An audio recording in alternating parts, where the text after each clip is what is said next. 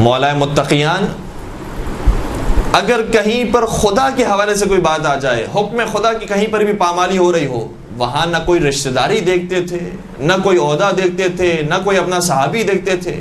ابو اسود دویلی کے بارے میں ابھی مولا کی خلافت قائم ہوئی تھی، بہت قریبی ساتھی تھے مولا کے، ابو اسود دویلی، جنہوں نے حوضے کی تعلیم حاصل کی، انہوں نے ابتدائی کتاب کے اندر ان کا نام ضرور دیکھا ہوگا، کیونکہ صرف اور نحو کو ترتیب دیا ہے ابو اسود دویلی نے مولا کائنات کی تعلیم کے مطابق۔ ابو اسود دویلی کو جیسے مولا کو خلافت حاصل ہوئی انہیں قاضی بنایا، لیکن قاضی بنانے کے بعد کچھ عرصے کے بعد انہیں معزول کر دیا۔ ابو اسود دویلی آئے مولا کے حضور، کہا کہ مولا میری خطا کیا ہے، میں نے تو کوئی غلط فیصلہ نہیں دیا، میں نے تو کسی کو فیور نہیں کی ہے، آپ نے مجھے کیوں نکال دیا؟ سنیں گے مولا کا جواب کیا تھا۔ مولا فرماتے ہیں میں نے تیرے بارے میں سنا ہے اور مجھے یقین حاصل ہو گیا کہ جب تیری عدالت کے اندر ملزموں کو لایا جاتا ہے تو جیسے ہی ملزم کو لایا جاتا ہے تیری آواز ملزم کی آواز سے اونچی ہو جاتی ہے اور تو اسے حقارت کی نگاہ سے دیکھتا ہے، تو اسے پستی کی نگاہ سے دیکھتا ہے، جبکہ ابھی اس کا جرم ثابت نہیں ہوا ہے۔ تیری آواز کیسے بلند ہو جاتی ہے کسی عام بندے خدا کی آواز پر؟ کیا تو یہ عہدہ لینے کے بعد سمجھ رہا ہے کہ تو بہت بہتر ہو گیا، بہت دوسروں سے برتر ہو گیا؟ لہذا مولا کو یہ اتنا چھوٹا سا عمل بھی پسند نہیں آیا۔ تو مولا کے شیعہ ہو جانا تو بہت دور کی بات ہے، مولا کے شیعہ ہو جائے تو بڑی بات ہے۔ اسی طریقے سے مولا متقیان جناب عقیل کا واقعہ مشہور ہے، نہج البلاغہ کے اندر اس کا اشارہ پایا جاتا ہے۔ نہج البلاغہ کا جملہ یہ ہے کہ مولا شاہ فرماتے ہیں کہ جو لوگ آئے تھے مولا سے مال لینے کے لیے کہ مولا ہمیں بھی بیت المال میں سے کچھ دے دیں، ہم نے آپ کو بڑا سپورٹ کیا، آپ کے قریبی ہیں، آپ کے رشتہ دار ہیں، آپ کے یہ ہیں وہ ہیں، مولا نے فرمایا لو کان المال لی لسویت بینہم فکیف وانما المال مال اللہ۔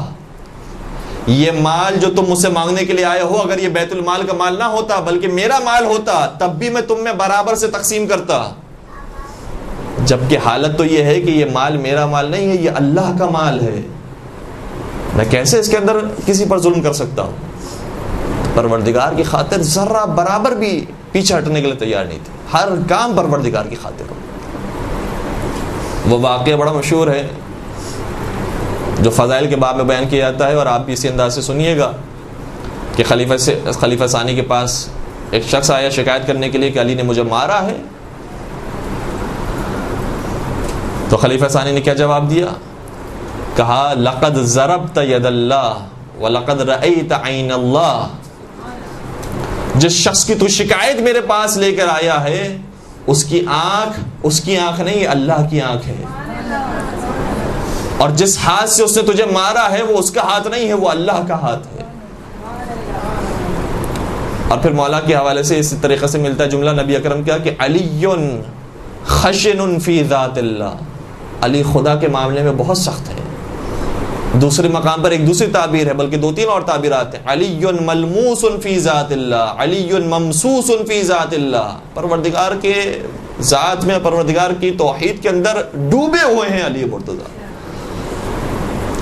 پوری توجہ پروردگار کی خاطر۔ یعنی آپ محسوس کریں جتنے بھی واقعات ہیں، شب ہجرت کا واقعہ ہے، مولا متقیان کو حکم دیا جا رہا ہے کہ آپ میرے بستر پر سو جائیے، سوال کیا یہ نہیں سوال کیا کیا یا رسول اللہ میں بچ جاؤں گا، آپ بچ جائیں گے، فلاں بچ جائے گا، میرے ساتھ کیا ہوگا، ویسا ہوگا نہیں ہوگا۔ سوال کیا اگر مجھے موت آ گئی تو میری موت دین پر ہوگی، کیا میں اللہ کے راستے میں مارا جاؤں گا؟ کہا کہ ہاں بالکل تیری موت دین الہی پر ہوگی۔ کہ اس سے تو زیادہ موت شیریں ہو نہیں سکتی کہ جو اللہ کی خاطر آ جائے۔ پھر اسی طریقے سے جو استقبال ماہ رمضان کا خطبہ ہے اس میں بھی جب مولا وہ سوال فرماتے ہیں کہ اس مہینے کا افضل ترین عمل کون سا ہے، اور پیغمبر اکرم شاہ فرماتے ہیں کہ اس مہینے کا افضل ترین عمل یہ ہے کہ انسان گناہوں سے پرہیز کرے، اور پھر اس جواب کو دینے کے بعد نبی اکرم علی مرتضیٰ کو دیکھتے ہیں، رونے لگتے ہیں۔ جب گریہ فرما رہے ہوتے ہیں تو سوال کرتے ہیں مولا کہ یا رسول اللہ ما یبکی کا، آپ کو کس بات نے رلا دیا، آپ کیوں گریہ فرما رہے ہیں؟ مولا پیغمبر اکرم شاہ فرماتے ہیں کہ اے علی میں اس وقت کو یاد کر کے رو رہا ہوں جب تیری داڑھی تیرے سر کے خون سے خضاب ہوگی، اس وقت بھی مولا کا سوال یہ ہے، یہ نہیں سوال کرتے کہ میرے کتنے بچے ہوں گے، میرے پاس مال ہوگا نہیں ہوگا، آپ ہوں گے نہیں ہوں گے، کیا ہوگا. مولا کا سوال یہ ہے کہ جو مجھے موت آئے گی سلامتاً فی دینی، کیا میرا دین اس میں سلامت ہوگا؟ پیغمبر شاہ فرماتے ہیں ہاں سلامتاً فی دینک، تیرا دین اس وقت بچا ہوا ہوگا اور سلامتی کے ساتھ ہوگا. تو پھر فرماتے اس سے زیادہ کوئی اچھی بات نہیں ہو سکتی. کتنی ہی جنگوں کے اندر پیغمبر کے پاس بار بار آیا کرتے تھے مولا، سوال کرتے تھے یا رسول اللہ آپ نے تو فرمایا تھا کہ مجھے شہادت کی موت ملے گی، جنگ احد ہو گئی مجھے شہادت نہیں ملی، جنگ بدر ہو گئی مجھے شہادت نہیں ملی. اسی طریقے سے مختلف جنگوں کے اندر بار بار آ کے پیغمبر سے سوال کیا کرتے تھے یا رسول اللہ آپ تو فرماتے تھے مجھے شہادت ملے گی، شہادت ملے گی، مجھے کب شہادت ملے گی؟ میں کب خدا کے حضور جاؤں گا اس حالت میں کہ میں نے سب کچھ خدا کے لیے قربان کر دیا ہو؟ تو پھر پیغمبر کرم بیان فرماتے ہیں کہ اے علی اس وقت تجھے شہادت ملے گی جب تیری داڑھی تیرے سر کے خون سے خضاب ہوگی، اور یہ وہ وقت ہوگا کہ جب نہ میں ہوں گا نہ میری بیٹی ہوں گی، اور تجھے اس شہر سے بہت دور شہید کیا جائے گا. تو مولا متقیان پروردگار کے لیے سب کچھ دینے کے لیے قربان دینے کے لیے تیار تھے. یہاں تک بات لے آنے کے بعد ایک نقطے کی طرف بس میں اشارہ کرنا چاہتا ہوں. دیکھیں انسان سمجھدار ہو، سب سے پہلے میں نے بات آپ کی خدمت بیان کرنے کی کوشش کی تھی کہ انسان سمجھدار ہو، علم کے ساتھ عبادت کرنے والا ہو. دوسری بات بیان کرنے کی ہم نے کوشش کی کہ عبادت کرے تو اخلاص کے ساتھ کرنے والا ہو، خدا کے لیے کرنے والا ہو، سب کچھ خدا کے لیے ہو. قرآن مجید کی آیت یہ ہے کہ ان صلاتی و نسکی و محیای و مماتی للہ رب العالمین.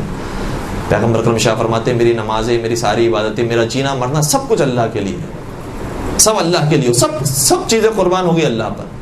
لیکن اب تیسرا نقطہ، جب انسان سب کچھ اللہ کے لیے تیار ہو جا کرنے کے لیے تو کہیں ایسا نہ ہو کہ لوگ اسے اللہ ہی کے نام پر دھوکہ دیں اور اللہ ہی کے نام پر اسے غلط کام کروانے والے ہوں، جیسا کہ ہوا ہے تاریخ میں اور آج بھی لوگ سمجھ رہے ہوتے ہیں اور کر جاتے ہیں. وہ مولا کہ جو اللہ کے لیے سب کچھ قربان کرنے کے لیے تیار تھے، جیسے ہی یہ نعرہ بلند ہوا جو نہج البلاغہ کے اندر بھی موجود ہے، جنگ صفین کے میدان میں بعض خوارج نے یہ نعرہ بلند کیا کہ ان الحکم الا للہ، حکومت صرف اللہ کی ہونی چاہیے اور حکومت کسی کی نہیں ہونی چاہیے، صرف اللہ کی ہونی چاہیے. تو جو اتنا بڑا عابد ہو زاہد ہو اس کے لیے تو بہت اچھا نعرہ ہے کہ صرف اللہ ہونا چاہیے، صرف اللہ ہی اللہ، بہت اچھا نعرہ تھا. لیکن مولا کو جلال آگے سمجھ گئے کہ اس کے اندر پیچھے کیا بات چل رہی ہے اور کتنا اس میں دھوکہ ہو سکتا ہے. لہذا کتنا خوبصورت جملہ ہے جو نہج البلاغہ کے اندر شاہ فرماتے ہیں فرمایا کلمۃ حق یراد بها الباطل. نعرہ بہت اچھا ہے، بہت سچا نعرہ ہے کہ واقعا حکومت صرف اللہ کی ہونی چاہیے، یہ حق کا نعرہ ہے، لیکن اس سے جو ارادہ کیا جا رہا ہے وہ باطل کا ارادہ کیا جا رہا ہے. کتنی خوبصورت بات کی. تو کہیں دھوکے میں انسان نہ آ جائے بہت ساری چیزوں میں. روایت کا جملہ یہ ہے کہ المؤمن کیس، مؤمن کو سمجھدار ہونا چاہیے، ہوشیار ہونا چاہیے کہ کئی لوگ ہمیں دھوکے میں نہ مبتلا کرتے ہیں. اب دیکھیں میں نے آپ کی خدمت میں خدا کے حوالے سے بات بیان کر دی، شاید خدا کے بارے میں آپ کی بات کیا بیان کروں، خود ہمارے لیے بھی ہم خدا کے لیے تو اتنی جان دینے کے لیے قربان نہیں ہوتے جتنی مولا کے لیے جان دینے کے لیے قربان ہو جاتے ہیں. یہ بڑا ایک المیہ ہے ہمارے ممبروں سے جو باتیں بیان ہوئی ہیں، اس کے بعد جیسی ذہنیت بنتی گئی ہے، چاہے مولا ہو چاہے خدا ہو، ہے تو بہرحال یہ پروردگار کی ہستی. تو پروردگار کے بھیجے وہ نمائندہ ہو چاہے مولا متقیان ہو. ہم بات کو مولا کے حوالے سے بیان کرتے ہیں، ہم مولا کے لیے سب کچھ دینے کے لیے، سب کچھ قربان کرنے کے تیار ہیں، لیکن خبردار کوئی مولا کے نام پر ہمیں دھوکہ نہ دے. مولا کے نام پر ہم جانے دینے کے لیے اپنا مال، اپنی اولاد، اپنے ماں باپ سب کچھ دینے کے لیے تیار ہیں، لیکن خبردار مولا کے نام پر کوئی ہمیں دھوکہ نہ دے. اور یہ دھوکہ مختلف انداز سے بار بار ہمارے سامنے آ رہا ہے. اب میں ایک مثال آپ کی خدمت بیان کروں. مجھے بڑا تعجب ہوا جب 15 شعبان جیسا دن آیا، مولا کی ولادت کا دن تھا، امام زمان علیہ السلام کی ولادت کا دن تھا. لوگوں نے ولادت امام زمان علیہ السلام کا میسج کرنے کے بجائے میسج کیا ہے کہ جشن ظہور امام زمانہ مبارک. ہم تو ظہور کا انتظار کر رہے ہیں، مولا کے نام پر سب کچھ قربان ہے. یہ اپنے مقام پر ہے کہ مولا کے لیے ہم سب کچھ نچھاور کرنے کے تیار ہیں. جو بہترین اور با ادب جملے ہیں وہی ہمیں استعمال کرنے چاہیے, لیکن جو ہمارے عقائد ہیں اس کو تو ہم خراب نہیں کر سکتے. جو مسلم عقائد ہیں, جو قرآن اور حدیث کے مطابق ہیں, جو ہمیں تاریخ بتا رہی ہے ساری چیزوں کے مطابق ہیں, وہ تو ہم تبدیل نہیں کر سکتے. کہ آپ نے جو مبارکباد دے دی ظہور امام زمانہ کی مبارکباد, ظہور کا تو سب انتظار کر رہے ہیں, تو پھر یہ ابھی کیا ہے, ظہور کا زمانہ ہے, غیبت کا زمانہ ہے. تعجب ہوا ہمیں, اور اسی طریقے سے آپ تک بھی یقین میسیج پہنچے ہوں گے. تو ظہور کا لفظ باقی ائمہ کے لیے استعمال ہوتا ہے, ادب میں لوگ استعمال کر جاتے ہیں, چلیں حرام کام نہیں ہے, لیکن امام زمانہ کے لیے بھی اگر یہ لفظ استعمال کر دیا تو بالکل ہی عقیدہ ہمارا منحرف ہونے والا ہے کہ آپ کا تو ظہور ہو چکا ہے. اور شاید پھر آگے جا کر یہ بھی آ جائے کہ جس طریقے سے باقی ائمہ کی ہم شہادتیں مناتے ہیں, پتہ چلا کہ ایک دن خدا نہ خواستہ وہ بھی ہو گیا, تو پورا ہی ہمارا عقیدہ ختم. جو لفظ ائمہ علیہم السلام نے پسند فرمایا ہے, اور وہ بالکل اگر ائمہ یہ محسوس کرتے کہ ادب کے خلاف ہے تو وہ لفظ استعمال ہی نہیں کرتے. ائمہ علیہم السلام نے خود یہ لفظ استعمال کیا ہے کہ مولا کی ولادت ہوئی ہے, اور ہر امام کے لیے یہی لفظ استعمال کیا گیا ہے کہ ولدا یا ولدا, کہ ان کی ولادت ہوئی ہے. تو اگر یہ لفظ بے ادبی میں شمار ہوتا تو کبھی امام استعمال نہیں کر سکتا. تو ہماری سوچ یہی ہونی چاہیے کہ خدا کے لیے سب کچھ قربان ہے, مولا کے لیے سب کچھ قربان ہے, لیکن کوئی خدا نہ خواستہ ہمیں مولا کے نام پر دھوکہ نہ دے. اسی طریقے سے یہ دھوکہ دیا جاتا ہے, اب تو یہ الحمدللہ ایسے ایسے معاملہ ختم ہو گیا کہ تم روزے کیوں رکھتے ہو, روزہ تو ہوا جس میں تمہارے مولا کو مارا گیا ہے. تم مسجد کیوں جاتے ہو, مسجد تو ہوا جس میں تمہارے مولا کو مارا گیا ہے. تو سارے کام ہو رہے ہیں مولا کے نام پر. تم کربلا میں فرض کیجئے کہ اب ظاہر سی بات ہے طہارت حاصل کرنے کی ضرورت پیش آتی ہے, تم وہاں پر جوتیاں کیوں پہنتے ہو, اس میں سرزمین میں تو مولا کو مارا گیا ہے. تو ہر چیز مولا کے نام پر ہو رہی ہے, اور جتنے خرافات ہیں اور جتنی غلط باتیں سب مولا کے نام پر. تو اس لیے انسان کو ہوشیار رہنا چاہیے. جس طریقے سے مولا متقیان فوراً سے جملہ ارشاد فرماتے ہیں کلمۃ حق یراد بها الباطل, تمہاری بات ٹھیک ہے کہ ادب کا خیال رکھنا چاہیے, لیکن یہاں پر یہ موقع ہے, اور جو میں کام کر رہا ہوں کہ اسے بے ادبی شمار کیا جاتا ہے. کہاں بے ادبی کسی نے شمار کیا ہے؟ لہٰذا انسان سمجھدار ہو, مومن سمجھدار ہوتا ہے. درود پڑھ دیجئے محمد و آل محمد پر.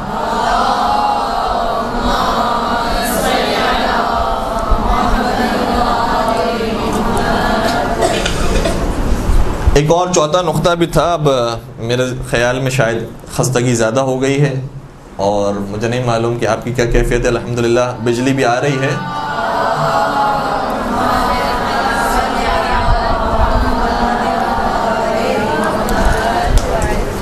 چلیں ایک واقعے پر میں اپنی بات کو مکمل کرتا ہوں. بڑا خوبصورت سا واقعہ مولا کا یہ واقعہ ہے. علامہ مجلسی نے اس واقعے کو نقل کیا ہے. فرماتے ہیں کہ پیغمبر اکرم روزانہ فجر کی نماز کے بعد پوچھا کرتے تھے کہ آج کس نے صدقہ نکالا. ایک دن, اور ظاہر سی بات ہے روایت سے محسوس ہوتا ہے کہ بار بار مولا کائنات کھڑے ہوتے تھے اور کہتے تھے یا رسول اللہ میں نے آج صدقہ دیا ہے, آج میں نے صدقہ دیا ہے, آج میں نے صدقہ دیا ہے. ایک دن پیغمبر اکرم نے سوال کیا کہ آج کون ہے کہ جو صدقہ نکال کر آیا ہے. مولا متقیان کھڑے ہو گئے, کہا کہ یا رسول اللہ میں نے صدقہ نکالا ہے. پیغمبر اکرم نے سوال کیا کہ کتنا صدقہ نکالا اور کس کو دیا ہے. کہا جب میں راستے میں آ رہا تھا تو جناب مقداد جو جل القدر صحابیوں میں سے ہیں, جناب سلمان جناب ابو ذر کے برابر انہیں قرار دیا گیا. جناب مقداد ابن اسود وہ مجھے راستے میں نظر آئے, بہت زیادہ بھوکے تھے, تو میں نے انہیں 1 دینار صدقے میں دے دیا. دینار کا مطلب سونے کا سکہ. میرے پاس دینار موجود تھا, میں نے اسے صدقے میں دے دیا اور وہ سیر ہو کر کھا لیا. اس طریقے سے میں مسجد میں آیا ہوں. جیسے ہی مولا کے جملے ختم ہوئے ایک اور شخص کھڑا ہو گیا. اس نے کہا کہ یا رسول اللہ میں نے تو آج علی سے زیادہ صدقہ دیا ہے. کہا تم نے کس کو صدقہ دیا ہے اور کتنا صدقہ دیا ہے؟ کہا میں نے 1000 درہم کا صدقہ دیا ہے. ایک فیملی خاتون اور مرد سفر پر جا رہے تھے, میں نے ان کو 1000 درہم دیے ان کے سفر کے لیے. اچھا دینار, 1 دینار 10 درہم کے برابر ہوتا ہے. مولا نے 1 دینار دیا تھا, اس نے 1000 درہم دیے تھے. اگر ہم ان دونوں الگ الگ کرنسیز کو ایک کرنسی میں کنورٹ کریں تاکہ بات سمجھانا آسان ہو, تو یہ نتیجہ نکلے گا کہ مولا نے 1 دینار دیا تھا، اس نے گویا 100 دینار دیے. تو کہا میری نیکی تو بہت زیادہ ہے، 100 گنا زیادہ بڑی نیکی میں نے علی سے انجام دی. جب مولا نے کہا تھا کہ میں نے 1 دینار دیا ہے تو اللہ کے رسول نے فرمایا تھا خدا تجھ پر رحمت نازل کرے. جب اس نے کہا کہ میں نے تقریباً 100 دینار دیے ہیں تو پیغمبر خاموش ہے اور کوئی دعا نہیں فرماتے. لوگ حیران ہو گئے کہ ماجرا کیا ہے. یہاں پر بھی پارٹی بازی ہے کہ چونکہ ان کی پارٹی کے اندر ہیں تو اس لیے ان کے لیے تو دعا کر دی، ان کے لیے دعا نہیں کر رہے، انتظار کرتے رہے. لوگوں نے آ کر سوال کیا کہ یا رسول اللہ آپ نے ان کے لیے دعائے رحمت نہیں فرمائی. پیغمبر اکرم نے پہلے انتظار کیا، اصل بات کا شاید خدا کی وحی کا انتظار کیا ہوگا. تو پہلے ایک مقدمتاً جملہ شاہ فرمایا دیکھو کبھی کبھار بادشاہ کی خدمت میں کوئی شخص چھوٹا سا تحفہ بھی لے کر جاتا ہے تو بادشاہ کو بہت پسند آتا ہے، اور کوئی بہت بڑا تحفہ بھی لے کر آتا ہے تو بادشاہ اسے رد کر دیتا ہے. پھر آگے شاہ فرمایا کہ دیکھو بات یہ ہے کہ علی نے جو 1 دینار دیا تھا وہ اللہ کی خاطر دیا تھا، اور اس نے جو تقریباً 100 دینار بھی دیے ہیں وہ علی کی دشمنی میں دیے ہیں کہ میں آج یہ بتا سکوں کہ میں نے علی سے زیادہ صدقہ دیا ہے. تو چونکہ بغض علی میں اس نے نیکی انجام دی تھی لہذا پروردگار نے اس کی نیکی کو قبول نہیں کیا. اور پھر آگے پیغمبر اکرم کا جملہ یہ تھا کہ جو شخص اس طریقے سے یعنی گویا بغض علی کے ساتھ دوسروں سے مقابلہ کرنے کے لیے اور حسد کرتے ہوئے اور پروردگار کی خاطر انجام نہ دینے والا کوئی عمل ہو، اس طریقے سے نیک عمل بھی انجام دے تو اس پر رحمتیں قریب ہونے کے بجائے اس سے مزید دور ہو جاتی ہیں. اس لیے اس کے لیے میں نے رحمت کی دعا نہیں کی کیونکہ اس کے لیے رحمت قریب نہیں ہوئی، اس سے اور مزید دور ہو گئی. درود پڑھ دیجئے محمد و آل محمد.